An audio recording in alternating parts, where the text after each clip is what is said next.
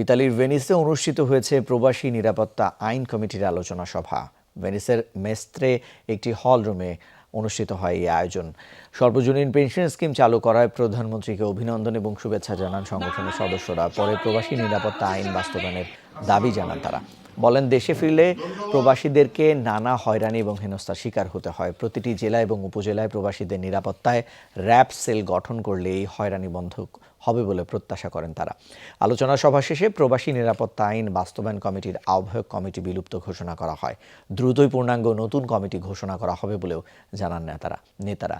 সংগঠনের আহ্বায়ক মোহাম্মদ আলমের সভাপতিত্বে সভায় উপস্থিত ছিলেন সদস্য সচিব আকবর হোসেন, সোহেলা আক্তার বিপ্লবী, সোহানুর রহমান উজ্জ্বল সহ অন্যান্যরা।